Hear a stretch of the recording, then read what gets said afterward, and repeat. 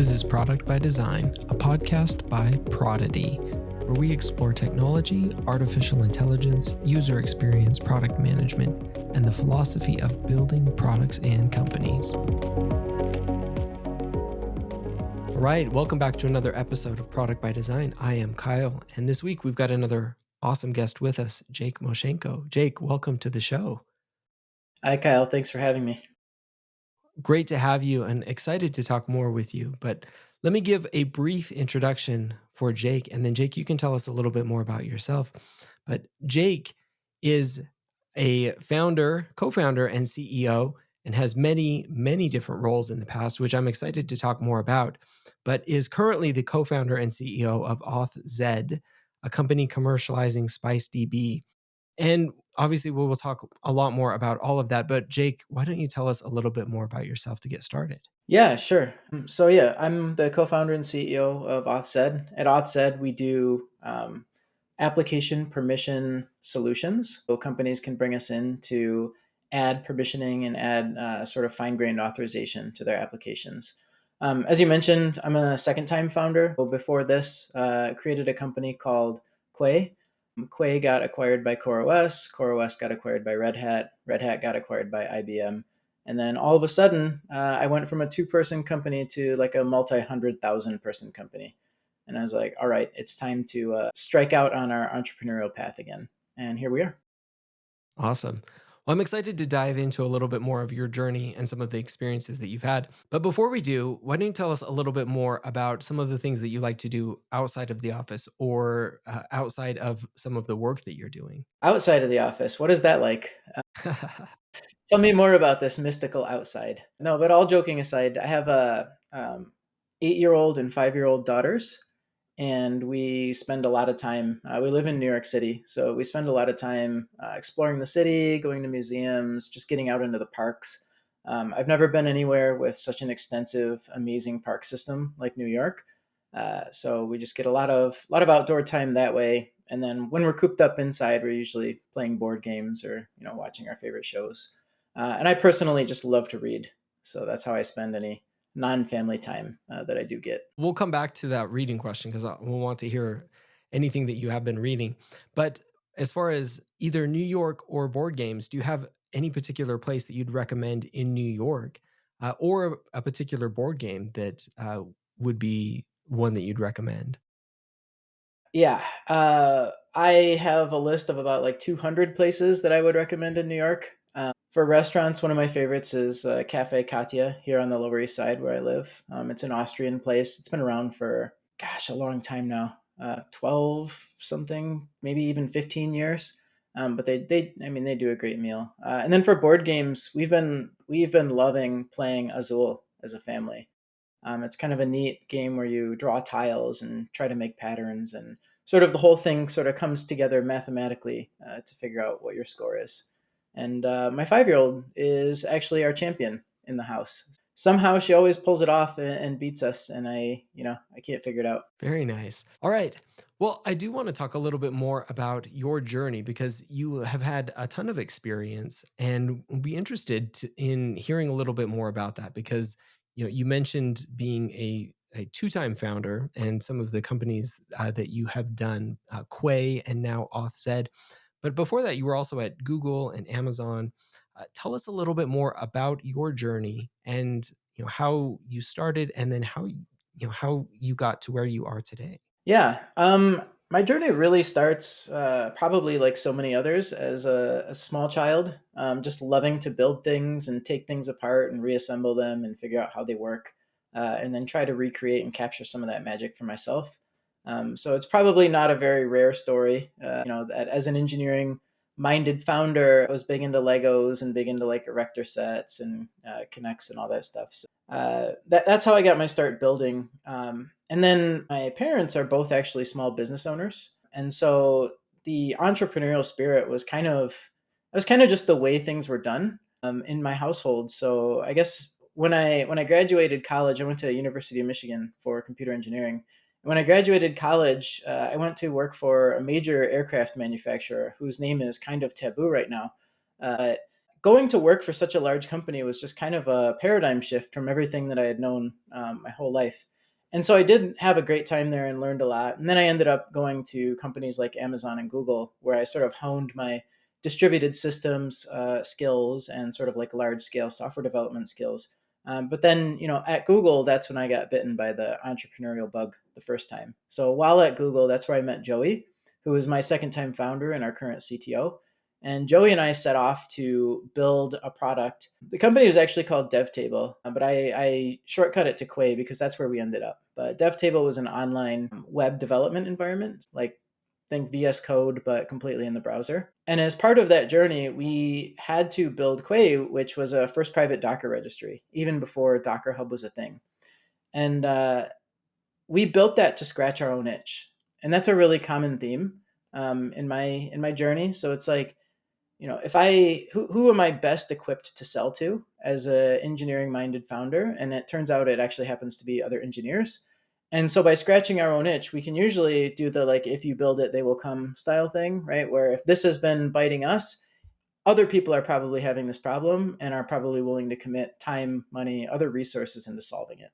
So that's how we came up with Quay. I mentioned we sold Quay to another startup, CoreOS. CoreOS got bought by Red Hat. Red Hat got bought by IBM. And then we left to start AuthZed. And AuthZed is doing application permissions. Why did we decide to do this? Same reason, scratching our own itch. So at Quay and at CoreOS and at Red Hat, we kept running into this challenge over and over again of how do we do these fine-grained permissions in our application in a way that's scalable, flexible, won't make the security team cringe, and will not slow us down going into the future. And that's what became the thesis for AuthZed. So I'm really interested in this because, I mean, you mentioned kind of scratching your own itch and some of the issues that you were running into. Obviously, authorization isn't necessarily like the most sexy topic or the most sexy thing, but it's something that pretty much most applications, if not every application, has this issue that they're dealing with. And I know because it's something that I've dealt with in literally everything that I've done as a product manager. And so and we're dealing with it literally right now in the applications that we're doing, and like how do we handle the authorization aspect of these things. So in simple terms, maybe you can tell us like what is authorization, and why is it so important as part of products and part of applications that we build. Yeah, great question. So authorization is the science of determining what a person that you're talking to is allowed to do. And when I say that you're talking to, I usually mean over the internet, but really authorization applies to, many media and many facets of our lives. Who's allowed to take money out of this bank account, like at the branch? That's a form of authorization. And we usually refer to this in the industry as AuthZ, so authorization. And that's the opposite side of the auth coin. And the other side being authentication, which we'll sometimes refer to as authn. That's who is the person I'm talking to, right? When I walk into a bank branch, they ask me for ID. That's how they figure out who they're talking to. Once they know who I am, then they can determine things like, is this person allowed to take money out of an account? And this metaphor sort of extends into all of the digital products that we're all interacting with on a daily basis. And when we built Quay, it was sort of an afterthought. And I think in a lot of products, it's an afterthought, right? You have your core value prop that you're trying to attack. For Quay, it was how do I store and distribute container images? And it became like part of what made us unique is that we allowed you to store private container images with your own proprietary commercial source code and binaries baked into them. And so then the very next question is, okay, well, I'm storing them and obviously I can give them back to the person who gave them to me, but who else should I be able to give these container images to? And so we did the really sensible thing, which was, all right, let's just copy an existing service who has authorization that we understand. And we chose to copy GitHub as our model. So we said, all right, there's going to be this concept of a repository. A repository is going to hold images, and a repository can be shared with other people with 3 different access levels. And I forget what the specific names were, but they were functionally like view only, someone who's allowed to upload, and then an admin who's allowed to do things like delete and rename, things like that. And we built that and we shipped the product with that. And our very first feature request was, this is great, but I need organization support, right? I need to be able to group a number of repositories under an organization. And then I want to be able to federate. I want to be able to give access to those repositories to people in my organization in a uniform fashion across all of the repositories. And then I need team support. And then I need support for teams that can be parts of other teams, right? And the requests just kept coming.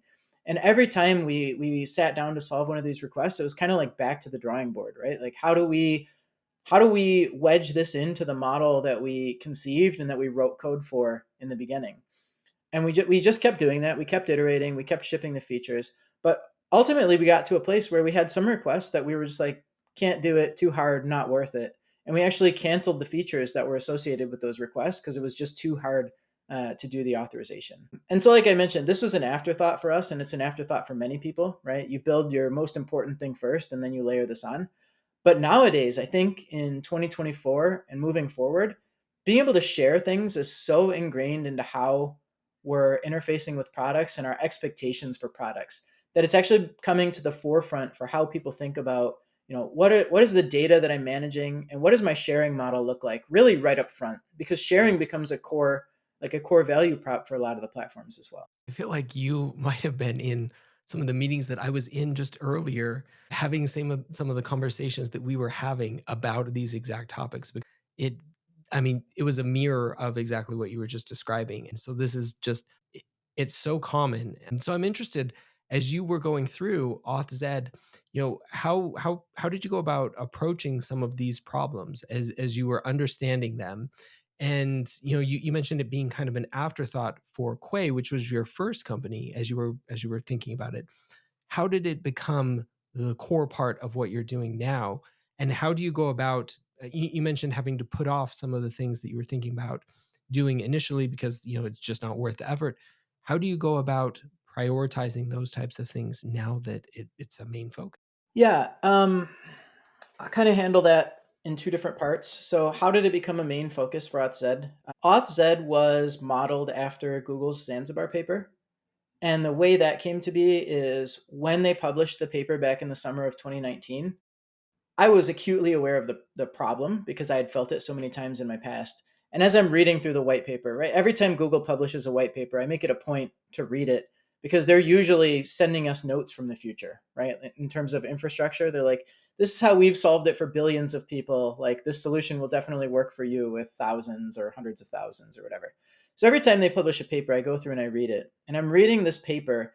And halfway through the paper, I turned to Joey and I said, this gives us the like scalable, flexible solution that we've been looking for, right? And they've given us sort of a blueprint for how to do it, both at a model layer, right? Like, how do you think about these things conceptually, but also from an engineering layer. Like, these are some of the things that we've run into, and here are the workarounds that we put in place to sort of mitigate or eliminate those problems.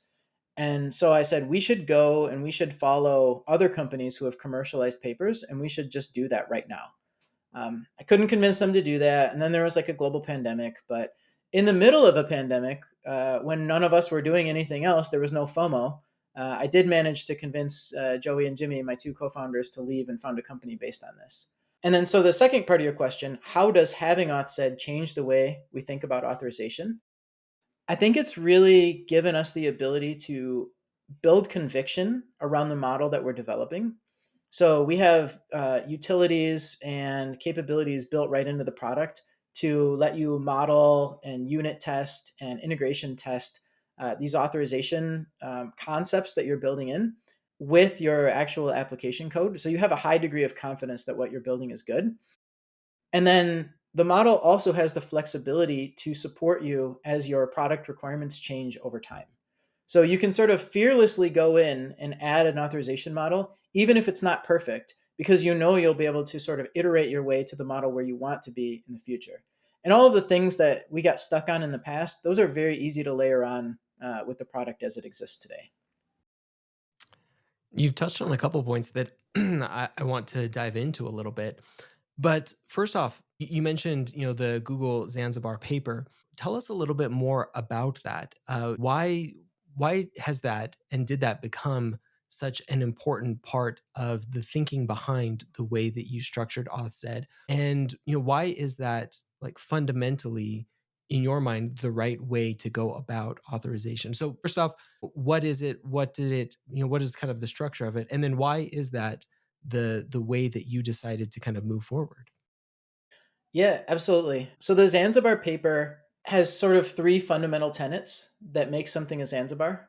The first one is that it's relationship based.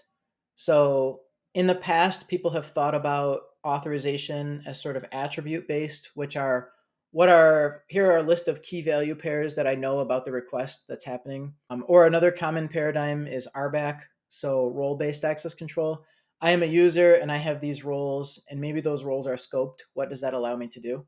Relationship based really just blows the door off of those paradigms, and it says we're going to build a directed graph, right, like a DAG if you're familiar with computer science concepts, but we're going to just keep track of how all of the data relates to all of the other data and how the people relate to all of the other people, and then the people in data. So you can sort of build an arbitrary web of how all of these people and data are related to one another, and then you can traverse that web in a very sane, thoughtful way in order to make your authorization decisions. And it turns out that that's just a much better, like that's a great way to model some of these problems. And you can actually there's white papers talking about how you can do ABAC underneath the concept of relationship based access control, or how it's very trivial to model RBAC under relationship based, but you're not like contained within that paradigm, and you're free to sort of branch out and explore and add on other paradigms as your product changes. So that was the first part, the fact that it was relationship based. The next part is that it was globally distributed. So a lot of times we look at these authorization systems that might come with like maybe a web framework that you're adopting, and it puts the authorization data like right there in the products database, like a relational database, and the data ends up getting siloed within that database, and you can't use the data to make sort of portfolio wide or application suite wide decisions. So, an example I like to give of how this has given Google specifically a superpower is if you're in Gmail and you send an email with a document link to, let's say, a Google Doc or a Google presentation or whatever, and one of the people that you're sending it to does not have access to that document, Gmail will do two things right there in line. One, it'll warn you, hey, some of the recipients don't have access to this document. And that's already a superpower, right? Like that's amazing. But the second thing that it can do is it can let you remediate that right there within Gmail. So you can say, all right, I want to share this document with all of the recipients of this email at the view, like give them the view permission on this document. And that's really amazing. And the reason they're able to pull that off is because they have this single global endpoint to talk about all authorization data. So that's the second tenet.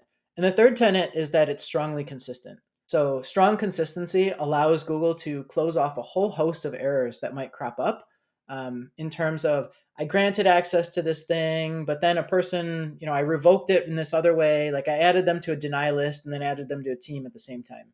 If those are processed, if those two events are processed out of order, you can end up giving someone access to something that they shouldn't have access to, which is like, that's game over in the authorization business.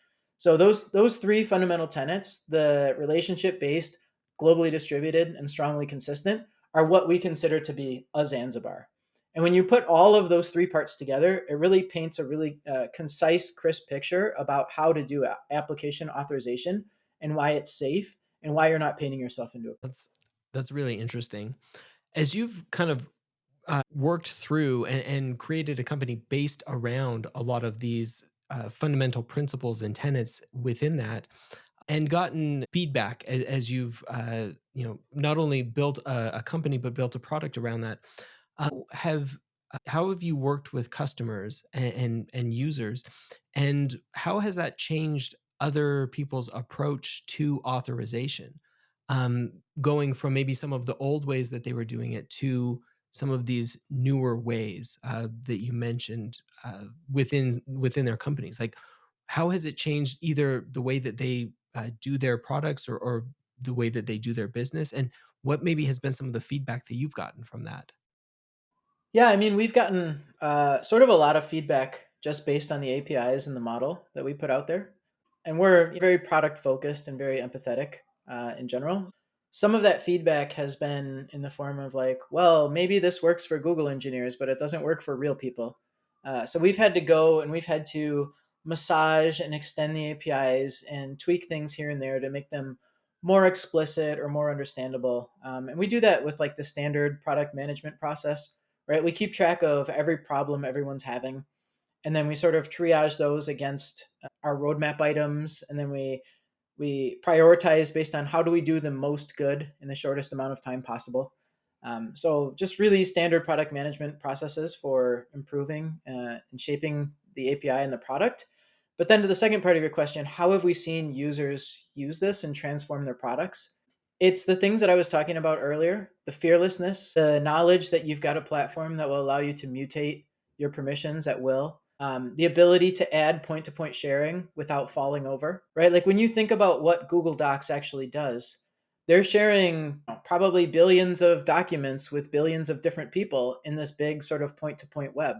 And that's not really something that you can do under like a traditional role based access control model. I can't say for this document, I'm going to enumerate all 7 billion people on the planet and tell you exactly how, like what kind of access that they have to this particular document, right? Like that breaks down outside of the constraints of like a pretty or like a relatively small company or a relatively small user base. So just being able to add that fine grained authorization and being able to add point to point sharing and these really like sharing heavy workflows are really how we're seeing people transform their products. Yeah, that's really interesting. Where do you see this going in the future, as things continue to develop and products continue to change and companies mature and all of these different things? Like, what are some of the next steps within auth- authorization and within this product space in general? Obviously, it's changed probably a lot over the last 4 or 5 years as things have developed. But what do you see coming next within this space?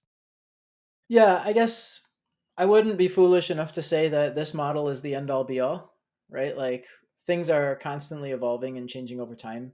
We already know that there are some things that need help in this model. So for example, if you have a team that has other teams as members of it and that team has other teams of members of it, when you're walking this graph, you kind of have to go hop by hop to figure out who has access to what. And so we are working on a product right now. And actually, maybe by the time this comes out, the product will be GA. But we've got a product called AuthZed Materialize, which allows us to basically skip all of that recursive pointer chasing that we call it, that hop by hop access, and really flatten that down to just one decision, right? Like we've already walked the entire graph in all of the interesting ways and built a much more concise, much faster lookup version out of that. So that's one of the areas where we've made improvements.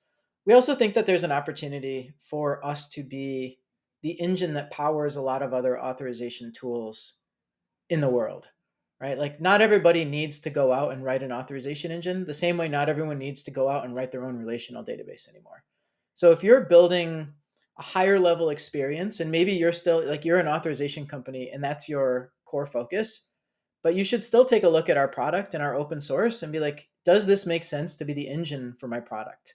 Right? We're very liberally licensed and we love that kind of stuff because it broadens our exposure to the different use cases and the different ways that people think about authorization and how they want to use it.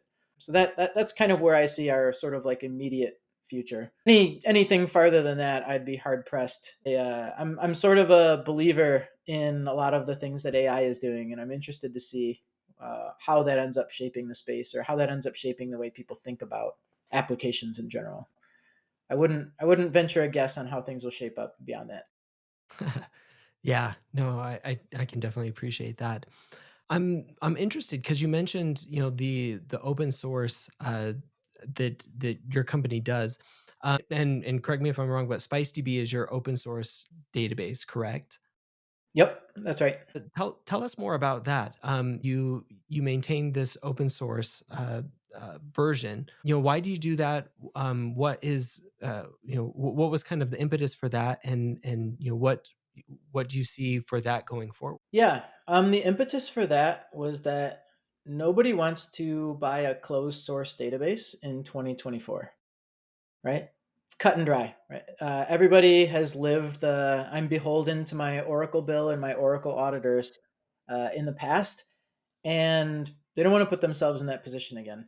And like, no, nor do I think that they should. So part of it was like once we started talking about ourselves as a database and branding ourselves as a database, And this is really like from a product perspective, this is really a platform play. So getting people to adopt a new platform is a difficult thing. And so anything that you can do to assuage their fears and to make it so that they can really dig in and feel like they have control of their own destiny in terms of what will this product be? How can I fix problems with it? How can I help and aid this thing going forward? And open source just makes so much sense from all those dimensions. Yeah, no, can definitely appreciate that. So I'm also interested as we kind of take a step from the authorization point. As you've founded multiple companies, said being the second company, Quay being your first, what has been the biggest difference from going in the first company, being a first time founder, to being a second time founder? What have been some of the things that you saw the first time that have been either the same or different as you moved into your second company? Yeah, I can start with different because just about everything is different. So, in our first company, we were two people for the full life of it. We were fully bootstrapped. We were building a closed source product. It was a very easy sale. You could whip out a credit card and be using it within 10 minutes. So, from that perspective, things couldn't be more different. This time around, we're building an open source venture backed company that is a very difficult sale because it's a platform play, and we're a much larger company than two people already, and we have healthy growth plans going into the future. So from the differences, just about everything is different. I'm apparently trying to speed run all of the business models. I don't know what's after this, but things that are the same, I think, are our approach toward product, our approach toward iteration, our approach toward launch early, launch often. I think that's the best way to get feedback, to gain an edge, and to just build things that people love. To just listen to them, be very empathetic, try to put yourself in their shoes, figure out they're telling you that they need something, but really probe in, try to understand why do they need it? What is this helping them to solve? What is the value that they're deriving from it? And then just working directly to add value there. I think that's been the same across both companies.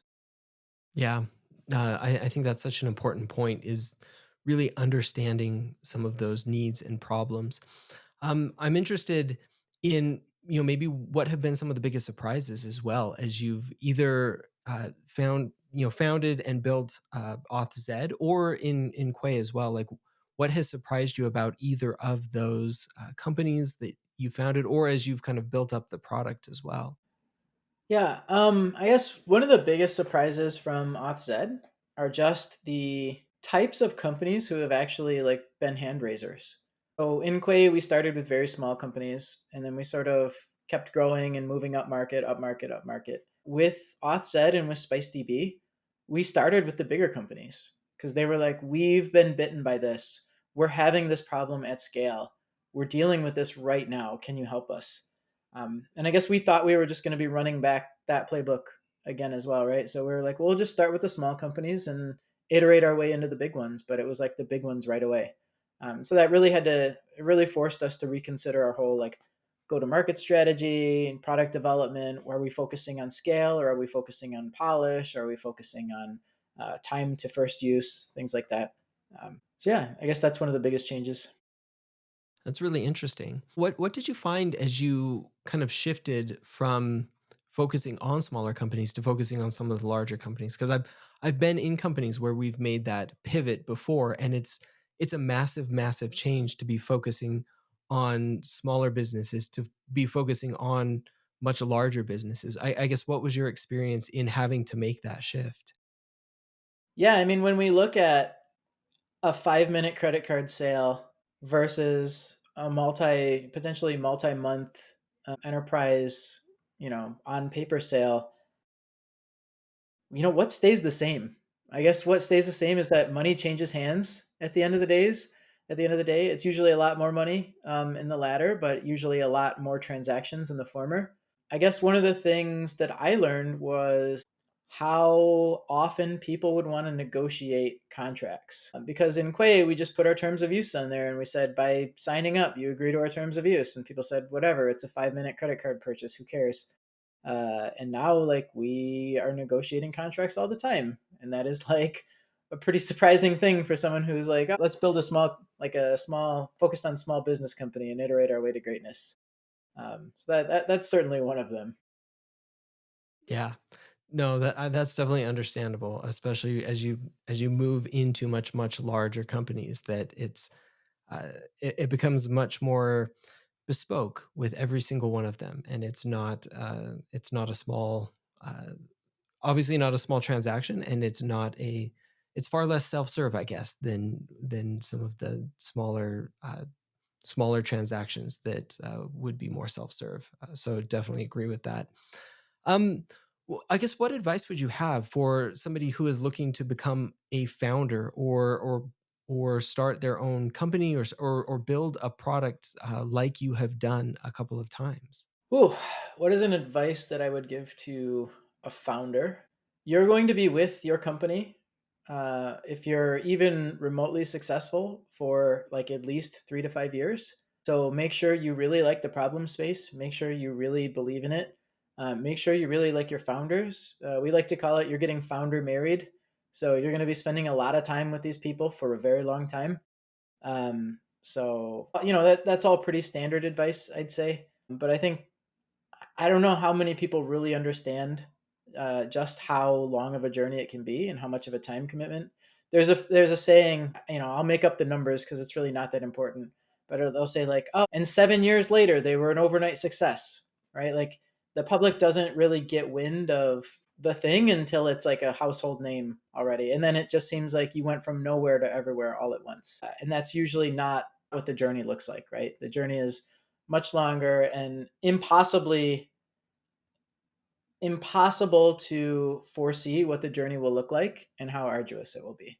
So just have super high conviction that being an entrepreneur is something that you want to do and that the journey that you're about to embark on is something that you can really commit to and you're in it for the long. Yeah, no, I think that's great advice because it is something that, like you said, it's not for the faint of heart, and I think that's what most people have either found out or hopefully have gone into it knowing, but have certainly found out that uh, it's uh, it's not something that is nearly as glamorous as it's made out to be in either movies or TV shows or that sort of thing. That it's far more difficult Yeah, than it is often portrayed.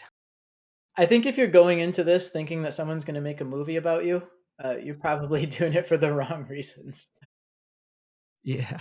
Or at least if you think it's going to be like a really fun and exciting movie and not like a gritty documentary of some sort. Yeah. This is how this person ended up in jail, right? Like that's not the movie any of us are trying to have made about us. Yeah, don't aspire to like the true crime documentary. Yeah. Um, well, Jake, this has been a really great conversation. I do have a couple of wrap up questions, and kind of harkening back to something you mentioned at the beginning. But before we do that, would love to know where people can find out more about you, more about AuthZed, or anything else that you're working on. Yeah, I'm a pretty well-known quantity. You can find me pretty easily on LinkedIn or any of the usual places. For AuthZed, we have our website, authzed.com. We have a special landing page where you could actually book a chat specifically with me to talk about authorization in your product. That landing page is authzed.com/podcasts for anybody who might be listening at home and has this particular problem resonate with them. And then in terms of what we're building, one of the cool parts about the fact that we're open source is you can kind of just go to GitHub and we've got a list of a lot of our proposals and they'll kind of they'll give you a glimpse into the direction that we think that the product and the software is going to be going. Awesome. Well, we will put all of the links to that in the show notes as well, so you can check on that and just click on the links. Well, great. Well, I would love to hear about, like I mentioned at the very beginning, anything that you have been reading recently that you would recommend, or any favorite books that you have of all time. You could give us either of those recommendations. Yeah, I think my favorite book of all time is pretty easily The Martian. I think I read that one in like one sitting, and then I read it again in like another one sitting, and then the movie came out, and I thought it did a really great job with that. I love the blend of like sort of like space adventure and hard science and like cluster mess. Right, we found ourselves in like a really bad situation, and we got to science our way out of it. I really like that. I really like the Expanse series by James S. A. Corey. That's a pen name. It's actually a duo who writes it. All time favorite. I think I went through all 9 of the books in that series with like no pause in between. And each book is, I don't know. I read it on the Kindle, so I don't really know how many pages it is, but probably about 1,000. So it's a pretty big time sink, but worth it. Just the whole space opera, the character development, everything in there is excellent. Yeah, those I haven't gone through the Expanse series yet, but I've heard nothing but amazing things about it. It is on my list. And obviously, I think The Martian is Andy Weir's best book. I've read a couple by him, and that's definitely my favorite of his books. I think that's an excellent one for sure. Yeah, my favorite too. Although I'll say that Project Hail Mary is interesting. That's his most recent book, I think. Definitely explores some concepts that you wouldn't think of, I guess, going into it. It's very true. That's another interesting one. So if you're a fan of The Martian, I think you'll definitely enjoy that one as well. It's a different one, but it's definitely an interesting one. I agree. No spoilers, though. Yeah, no spoilers. Awesome. Well, and I was going to ask as well if you had any products that you are enjoying or using, and not you can shout out to anyone that you're not enjoying as well. It could be digital or physical. You did mention at the beginning a board game, so if you don't have any others, we can use that. But I'll give you a chance to give a shout out to any products that you might be using right now as well. Yeah, I'll give you one that's both. Something that I enjoy using and that I also don't enjoy using, and that's ChatGPT. So I enjoy using it to have Dolly make funny images that end up in our company slides all the time. I enjoy it for just sort of like waxing intellectual. What do you think about this? Just to see what it comes up with. I don't enjoy it because of the amount of existential dread that it causes in terms of, well, where does this all end, right? Like, how much progress have they made in the last couple years? Now, Google is coming out with AIs with like 1 million token context windows, which is like insane. I don't know where this all ends, but I guess we're all on the ride together, and we'll all find out together. So that would be my answer. Yeah. No, that's a good answer. I keep vacillating back and forth, just like you, between some and the same probably existential dread, just depending on the day of when you catch me. But I am with you. I both enjoy it, but also have this looming sense of doom about some of it as well. So I guess we'll see where we end up eventually. Yeah, there was a great video by the people who did the social dilemma. They made a YouTube video called the AI dilemma, I believe it's called. And they went into sort of like the near term future of the multimodal um, large language models that are starting to come out with like, I mean, Dolly is part of that, but then there's like Sora now as well. And there's, Mind Journey or Stable Diffusion or all of these sort of like different areas where we're basically taking the same exact neural network, the same exact paradigm, and applying it to various different media and where that all ends. That's probably worth checking out as well. Yeah.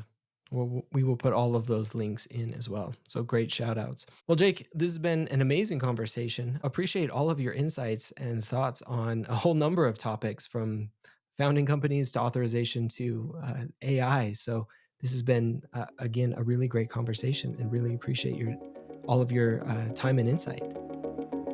Yeah, thank you so much for having me. All right. And thank you everyone for listening.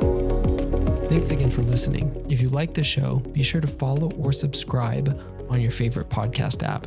You can follow the show on TikTok at prodigy.co and on Twitter at prodigyco. You can also follow me on both of those platforms at Kyle Larry Evans. If you want more product conversation, check out my newsletter Prodigy at prodigy.co.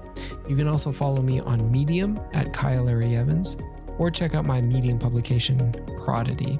Of course, you can check out all these links in the show notes.